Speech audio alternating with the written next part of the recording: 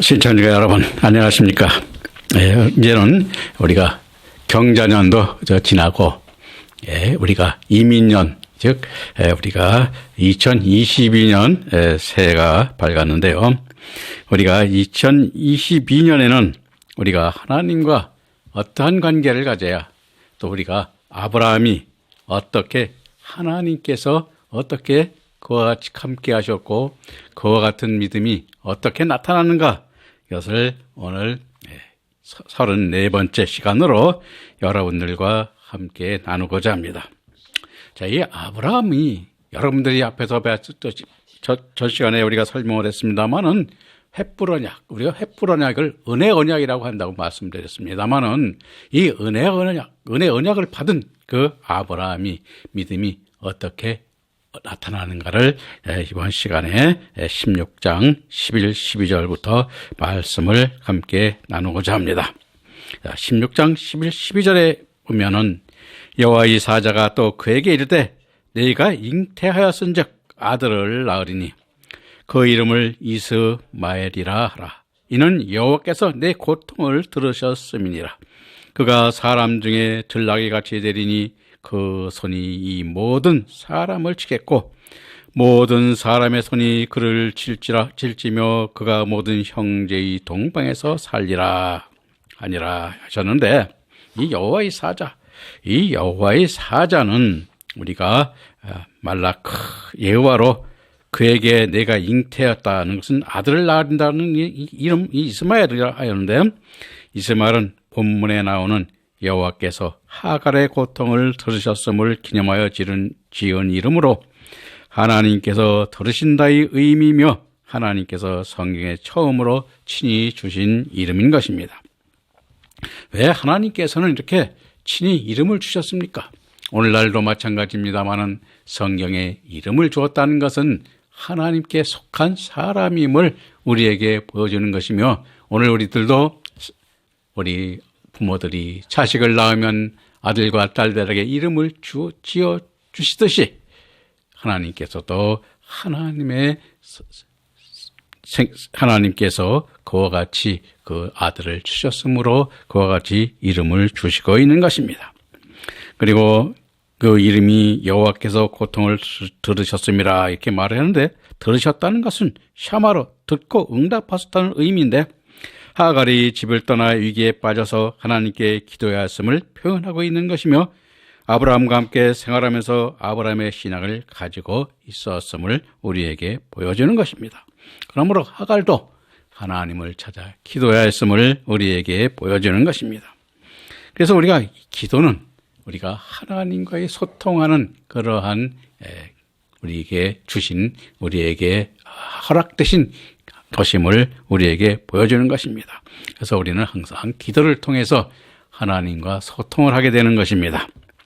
그리고 그가 사람 중에 들나귀 같이 되리니 그 손이 모든 사람을 치겠고 하였는데, 이스마엘을 들나귀 같이 된다는 들나귀는 우리가 헤브리어 페레로 야생 나귀를 가리키는 말로, 이스마엘과 그의 후손들이 자신이 원하는 대로 들짐승처럼 야생적 삶을 살 것을 말씀하고 있는 것입니다.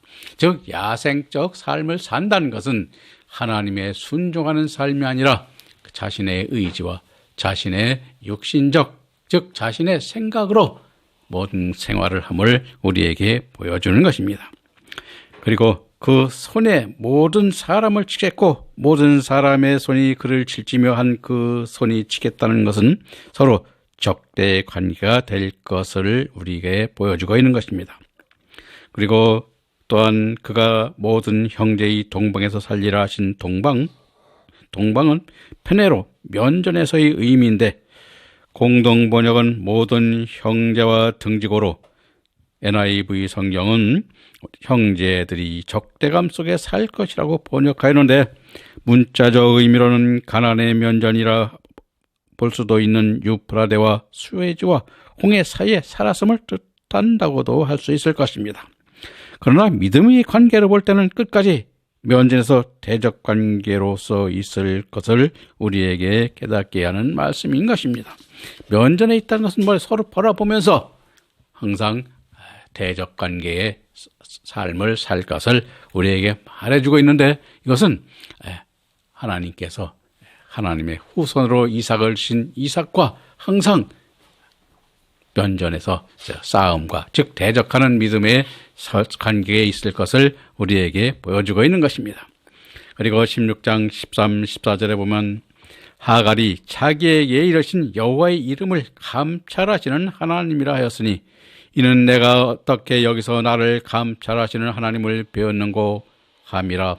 이러므로 셈을 부엘라 헤로이라 불렀으며 그것이 가데스와 베렛 사이에 있더라 라고 말하고 있는데, 하갈이 여호와의 이름을 감찰하시는 하나님이라 하셨는데, 감찰하시는 하나님은 엘로이로 보고 계시는 하나님으로 보는 견해와 보여 지시하는 하나님으로 이해하려는 견해가 있는데, 요한일서 1장 1절에서 태초부터 있는 생명의 말씀에 관하여 우리가 들은 바요 눈으로 본 바요라고 말씀하고 있듯이 하갈이 또 나를 감찰하시는 하나님을 배웠다고 하였는데요, 이는 어떻게 내가 하나님을 본 후에도 살아있는가라도 번역할 수 있는 구절입니다. 그래서 이 케일과 머피는 그 어느 누구라도 하나님을 본 자는 살아남을 수 없다고 우리가 출애굽기 20장 19절에서 말씀하고 있는데, 자신이 살아남은 것에 대한 경의와 놀라움을 나타내는 구절로 이해하였고, 또 다른 학자들은 내가 도피하는 중에 돌아보시고 이루하여 주시는 하나님을 배울 수 있다니라는 뜻으로 감탄문으로 해석하기도 하고 있습니다. 그러나 원어 문문에 아하레를 후가 아닌 공전의 뒤쪽으로 본다면 내가 뒤를 보고도 내가 하나님을 보았다고 함이라로도 번역할 수 있습니다. 따라서 하갈이 광야에서 하나님을 부른 것은 참회의 마음으로 부른 하나님의 이름이라 우리가 할 수 있을 것입니다. 그래서 우리가 이 하나님의 이름, 즉 우리가 말하는 것도 마찬가지입니다. 하나님께서 우리의 기도를 통해서 하나님을 부르는 것은 오늘날도 마찬가지입니다.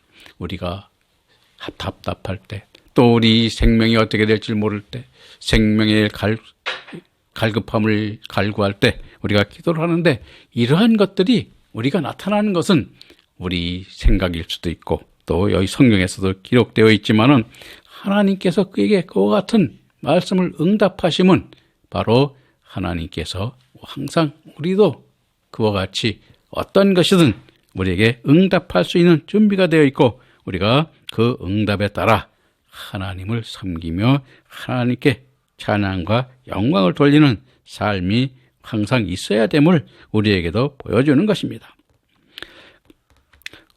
자, 그래서 우리가 보면은 그 셈을 부엘라 헤로이라고 불렀으며 그것이 가데스와 베렛 사이에 있더라 한 부엘라 헤로이는 히브리어 베르 라하이로이로, 베르는 우물을 의미이며 라하이는 살아있는 자의 뜻이고 로이는 보고 있다는 의미인데, 이에 대하여 여러 가지 견해를 나타내고 있는데, 첫째로는 케일과 머피 등의 견해로 하나님을 보고도 살아있는 자의 우물이라는 의견이고, 둘째는 랭과 오겔로스는 나를 보시는 살아계신 하나님의 우물로 보는 견해, 셋째로는 잉그리스의 견해로 하나님을 보고 새 생명을 얻은 우물로 보는 견해가 있는데, 대부분 두 번째 견해인 랭과 오겔로스의 나를 보시는 살아계신 하나님의 우물로 보는 견해를 많이 따르고 있습니다.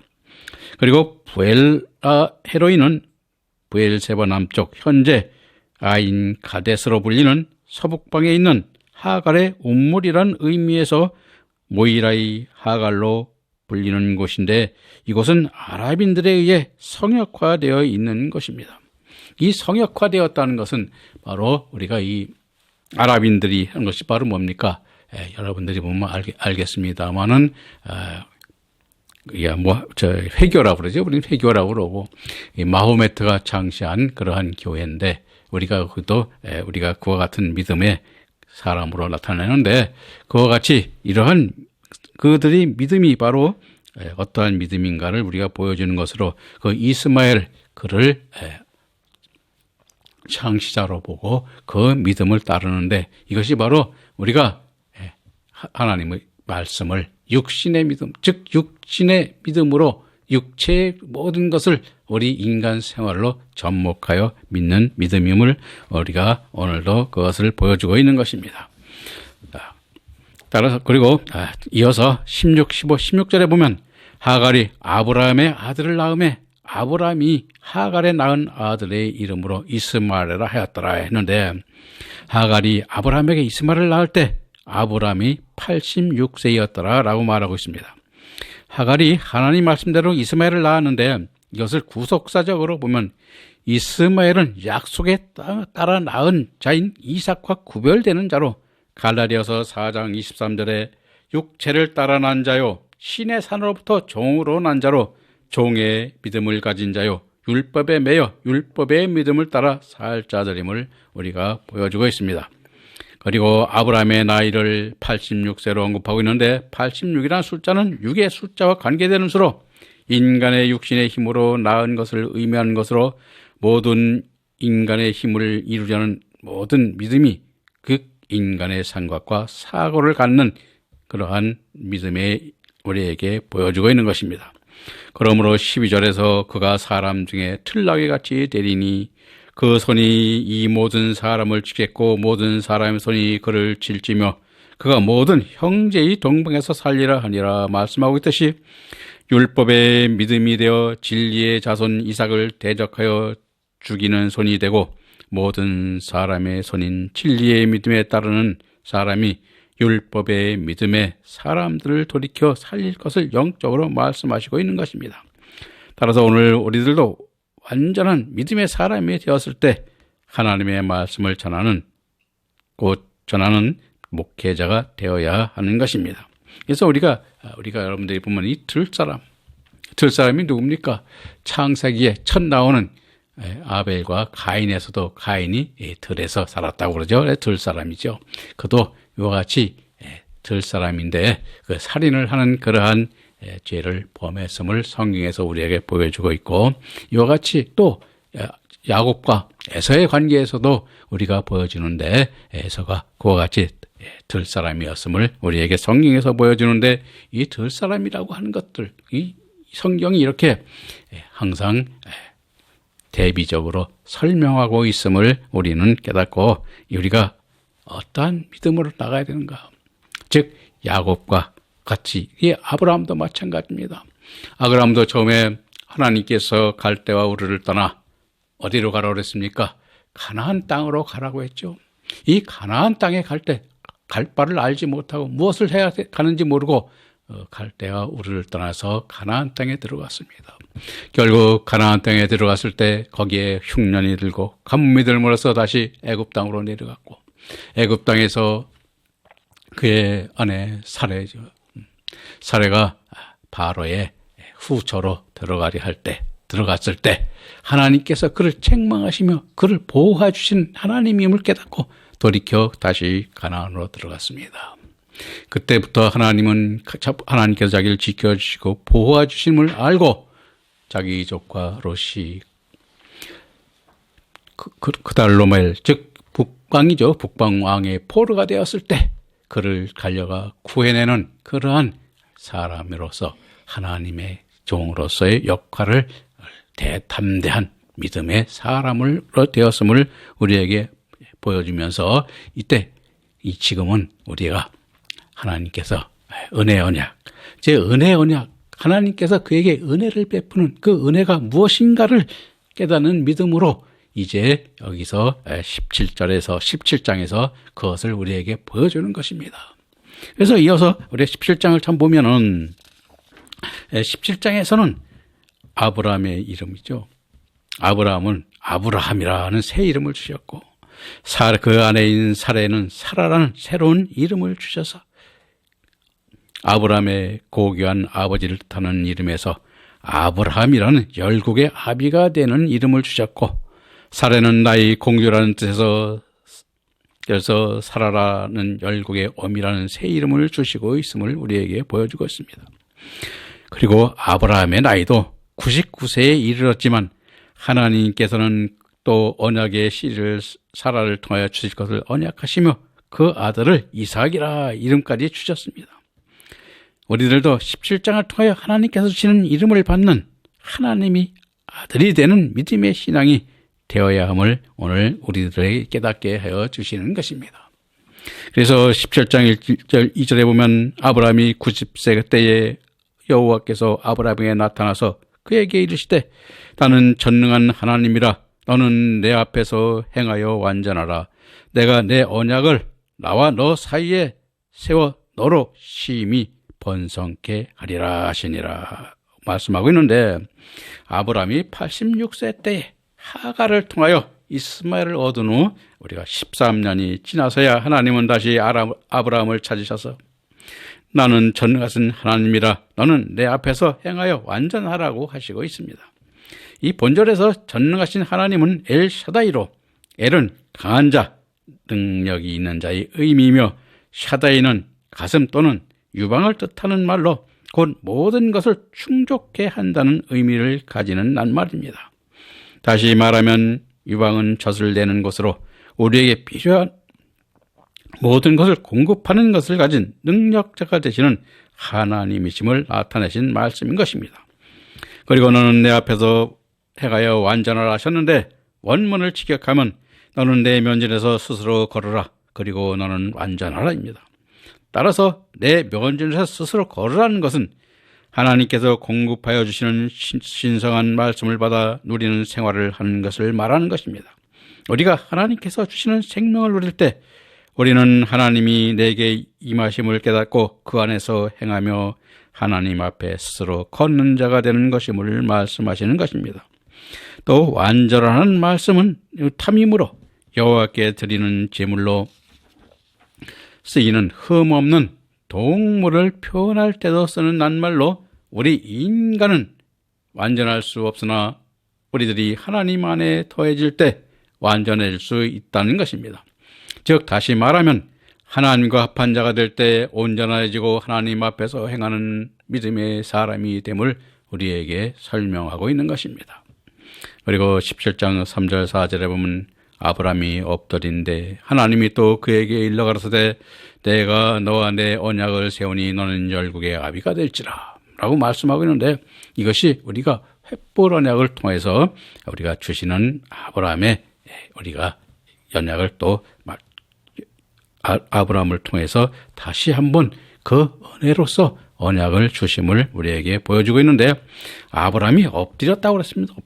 엎드렸다는 것은 우리가 히브리어로 와이플 아브람 알파나이우로 얼굴을 비롯한 온몸을 땅에 완전히 붙인 상태를 말하는 것으로 열왕기상 8장 54절 56절에 솔로몬 왕이 하나님에 대한 지극한 경외와 경배의 자세로 아브람 또한 두려움과 하나님의 말씀에 전적으로 순종하는 복종의 자세를 나타낸 것입니다.